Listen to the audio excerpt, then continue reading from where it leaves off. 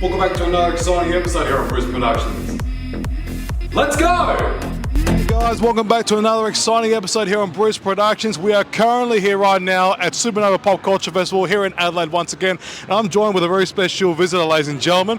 The man himself, Mr. Eric Stuart from... What? Oh, you mean me? That's right. Yeah. My God, mate, welcome to Adelaide, mate. Thank you. Is it the first time here in Adelaide? It is. Oh, really? Yeah. Gee, how are you loving Adelaide so far? Well, you know, I've done all of the other Supanova cities. Oh, of course. And I've never done Adelaide or Brisbane. And, oh, my gosh. Everyone was like, oh, you know, Adelaide's kind of quiet, whatever, it's the smallest show. But honestly, like, I love this city. Oh, my God.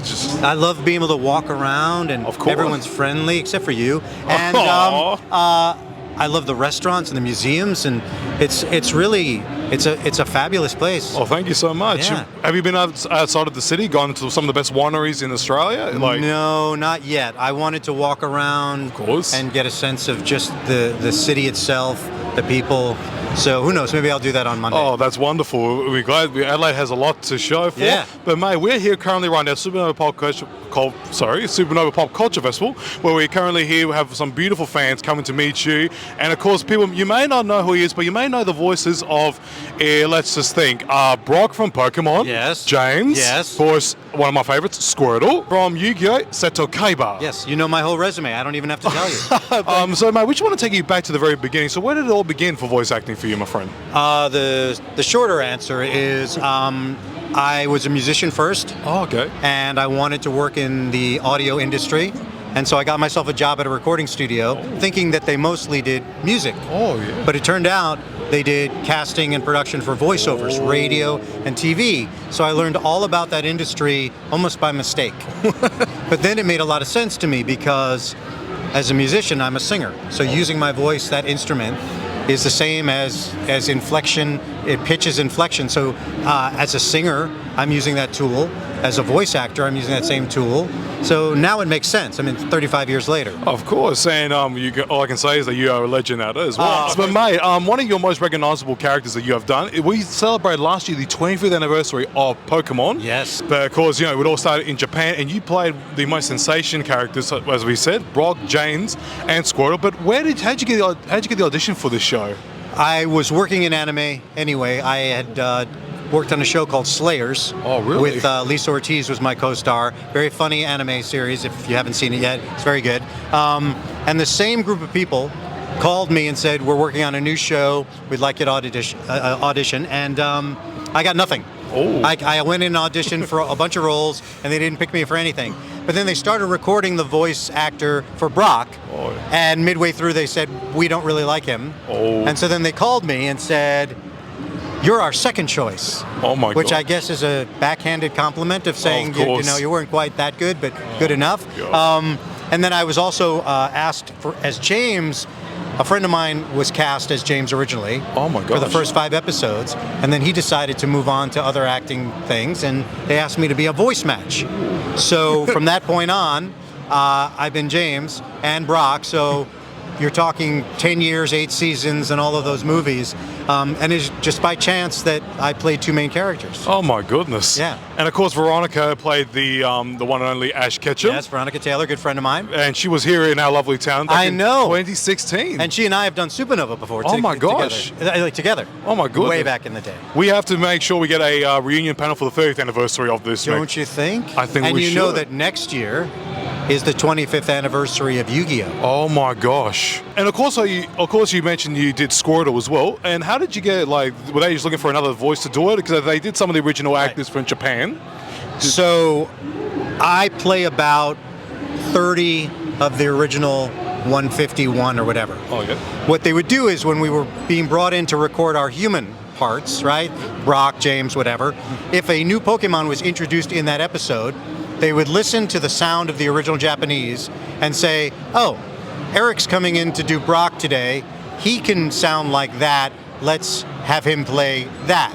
So many of the characters we never auditioned for Pokemon, the actual little Pokemon. Oh, yeah. So I played Wartortle, Blastoise, Squirtle, Scyther. I'm also the Pokedex. Blastoise, the shellfish Pokemon, the evolved form of Wartortle. Blastoise's strength lies in its power rather than its speed. Its shell is like armor, and attacks from the hydro cannon on its back are virtually unstoppable. But of course, there's a lot of episodes over there in Pokemon. But what was your very favorite episode you ever did, if you may remember? I like James's story when we go back to his childhood to learn where he comes from. What his real story is. Of course. I think a lot of the times in shows like that, understanding that these are not bad people, they're just maybe they're misguided, right? But there's something redeemable about every character in Pokemon. Oh, really? Even the villains, right? Okay. This made James more human, and we sort of felt a little sorry for him. Right? Yeah, of so I course. like that one. That's wonderful. I think my favorite one would probably have to be when Ash is going off to go see the professor. I forgot who he was, but where he meets and they make sure they actually decide of how they research of his training.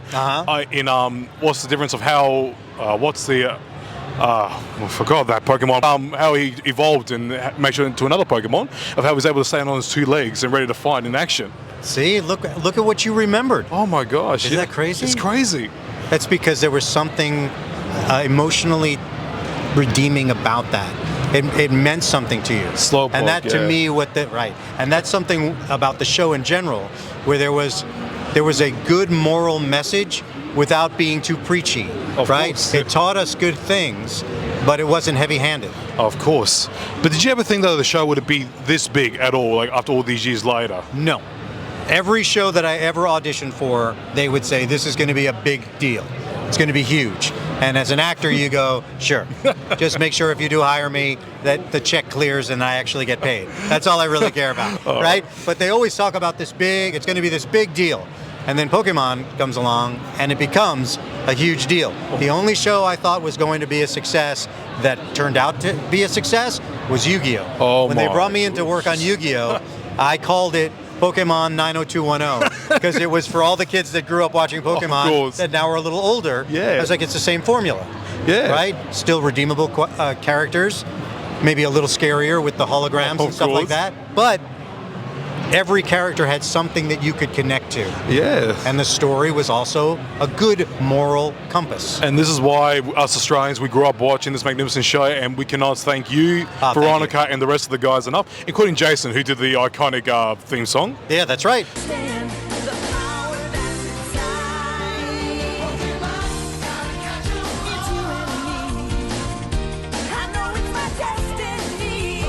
We're going to go to Yu-Gi-Oh! Now. As you mentioned, next year will be the 25th anniversary of this great show, and you played Seto Kaiba, this rich kid, which wasn't a very nice guy, but I don't know why everyone loved him. Well, if you're really a nerd about the show like I am, because I also directed Yu-Gi-Oh! And so when we got to do the Egyptian story arc, and we learned what the true dynamic was, the relationship between the pharaoh and Kaiba, we learned that he is his lieutenant, his sparring partner.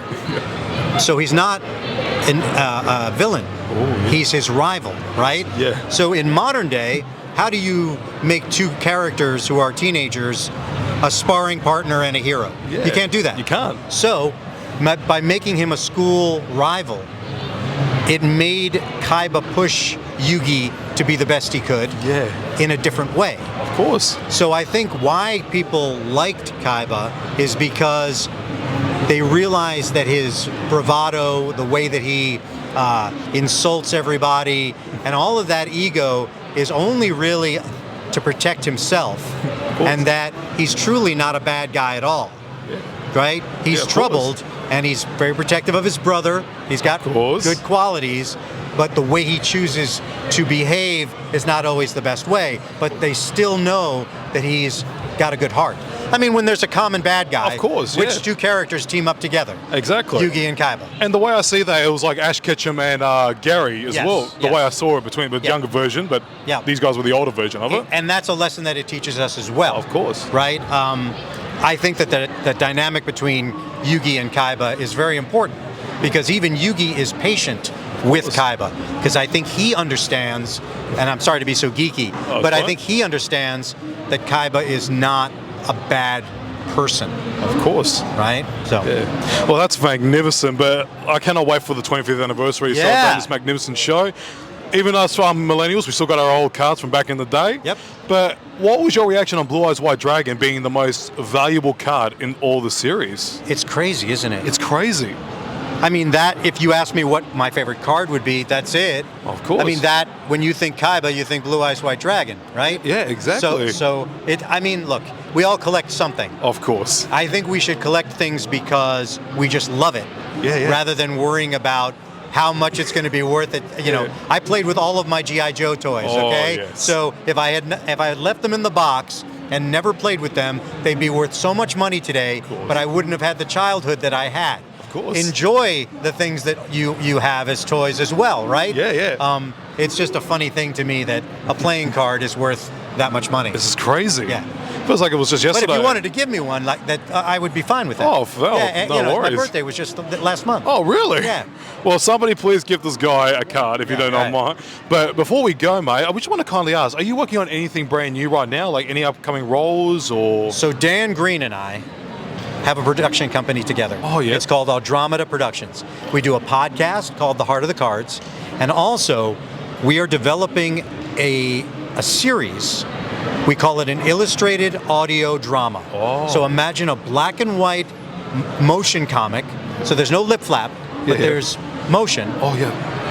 That is a story that Dan Green wrote and hand draws. Oh, my gosh. It's called Crossing the Gods, and we're developing that. It's got, the cast is all the people that you would know. Veronica Taylor, Wayne Grayson, Mark Thompson, like so many of the Pokemon people, Tara Sands, who played Bulbasaur, and Mokuba. Yeah. Oh my gosh. All of these actors, but they're not playing cartoony characters. It's very sci-fi, superhero, reality-based. Oh, okay. But the moral, the message of the show is all of them have challenges in their lives, real life challenges. Of course. And the message is you have to save yourself before you can save others. So they're all working on their own issues to also fight evil. It's really a cool show. Gosh. But Dan Green is hand drawing it. Hand drawing it. Oh my goodness. Right? And it's changed a lot since like the old hand drawings from like 20 years ago. Yeah, and we're not trying to be an animated series. Of course. By doing it this way, it's like if you listen to an audiobook with the music and the sound effects, with all of these performances, but you also flipped through a black and white comic while this was happening. So it's really neat. Oh my goodness. Well, Eric, we will keep a look on that. Yeah. Guys, please follow this guy, please. This magnificent individual. Thank you. Eric, thank you so much for your time Thank here. you. Enjoy the rest of the weekend here at Supanova. Come on out to Supanova. And of course to Adelaide as well. Yep. But before we go, if we could kindly ask you, for us to say goodbye, would you mind saying goodbye in one of the voices, please? Sure. This is James from Team Rocket saying goodbye, and oh no, we're blasting off again. Oh my goodness. Eric, thank you so much once again, my friend. You, enjoy your time. Ladies and gentlemen, this is Briz Productions, and we are out. Everybody, thank you so much for tuning into another exciting episode here on Briz Productions. If you want to see some more exciting videos, why not check them over here and also over here. Don't forget to like, subscribe and share these videos. You want to see some more amazing videos here on Briz Productions. Keep that bell on and do not miss out. Until next time, this is Briz Productions and we are out.